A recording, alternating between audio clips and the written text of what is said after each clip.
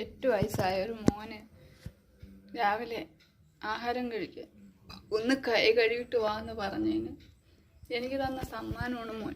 കല്ല്, വലിയ പാറക്കല്ലെടുത്ത് എറിഞ്ഞണ്ട ജന്നൽ ചില്ല് പൊട്ടിച്ച്.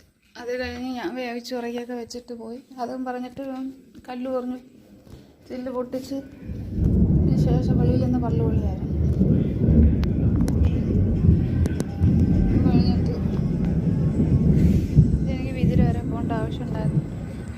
ഒരു ടീച്ചറെ കാണണമായിരുന്നു, ബാങ്കിൽ കയറണമായിരുന്നു. ഇതെല്ലാം കഴിഞ്ഞ് ഇവിടെ വന്നപ്പം ഞാൻ നട്ട് വെച്ചിരിക്കുന്ന എൻ്റെ ചെടികൾ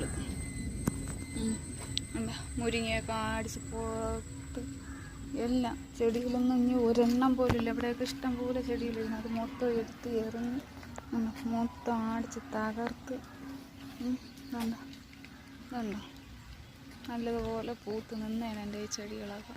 ഞാൻ വീഡിയോയും ഇട്ടതാണ്. മൊത്തത്തെ അടിച്ച് തകർത്ത് പരിപ്പണാക്കിയിട്ടേക്കണം. 8 വയസ്സായ ഒരു മോൻ കാണിച്ചു കൂട്ടിയ പരിപാടിയാണ്. കൈ കഴുകി എന്നിട്ട് ആഹാരം കഴിച്ചാൽ മതി എന്ന് പറഞ്ഞു. അതിൻ്റെ ഇടയിൽ ഇത് ദേഷ്യപ്പെട്ട് ഞാൻ പറഞ്ഞു, ഒരു കമ്പെടുത്ത് വരട്ടുകയും ചെയ്തു. എന്തിനാണ് കാല് പുറത്തുനിന്നേ കഴുകാൻ പറ്റൂ. അവൻ സോപ്പ് എടുത്തിട്ട് അകത്ത് വെച്ചേ കൈ കഴുകുള്ളൂ. അപ്പോൾ കൈ മാത്രം കഴുകിയാൽ പോരാ. മക്കൾ മദ്രസയിൽ പോയിട്ട് വന്നപ്പോൾ രണ്ടും കൂടെ അടികൂടി വഴക്കുകൂടി റോഡിൽ നിന്ന് കല്ല് ഉറക്കി എറിയലുമായിരുന്നു. ഇവിടെ വന്നപ്പോഴും കല്ല് വാരി എറിയുന്നു. അപ്പോൾ ഞാൻ പറഞ്ഞു, കല്ല് വാരി എറിയൽ കണ്ണടിച്ചില്ലേ കൊള്ളുക, അല്ലെങ്കിൽ മനുഷ്യൻ്റെ പുറത്ത് കൊള്ളുക ചെയ്താൽ അപകടമല്ലേ എന്ന് പറഞ്ഞപ്പോൾ എന്നെ പള്ളി വിളിക്കാൻ തുടങ്ങി. എന്നിട്ട് അവസാനം ഞാൻ കൈ കഴുകിയിട്ട് നീ ആഹാരം കഴിച്ചാൽ മതിയെന്ന്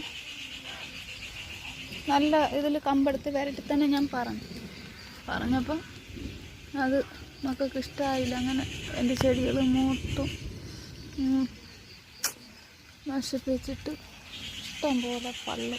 ഇതാണ് 8 വയസ്സായ ഒരു മോനിൽ നിന്ന് എനിക്ക് കിട്ടുന്നത്. ആകെപ്പാടെ എനിക്ക് ഇത്തിരി സന്തോഷമായി. ഈ ചെടിയൊക്കെ നടമ്പം തന്നെയാണ്. പൈസ കൊടുത്തൊന്നും നല്ല ഒരു ചെടിയും മേടിക്കുന്ന ആരെങ്കിലുമൊക്കെ വീട്ടിൽ ആദ്യമായിട്ടൊക്കെ പോകുമ്പം കാണുമ്പോൾ ഇഷ്ടപ്പെട്ട് ചോദിച്ചാൽ തരണതൊക്കെയാണ് ഞാൻ കൊണ്ടുവന്ന് നടുന്നത്. ഒരു ചട്ടി പോലും മേടിക്കാനുള്ള പൈസയൊന്നും ഉണ്ടാഞ്ഞിട്ടല്ല, കവറിലൊക്കെ തട്ടി വെക്കും. അപ്പോൾ മക്കൾ എന്നെ ചെയ്യാൻ വയ്യാത്തതിൻ്റെ പ്രതികാരം തീർത്തതാണ്. കൈയൊന്ന് കഴിവെന്ന് പറഞ്ഞതാണ് ഇത്രയും ചെയ്ത് കാണിച്ചു വെച്ചത്.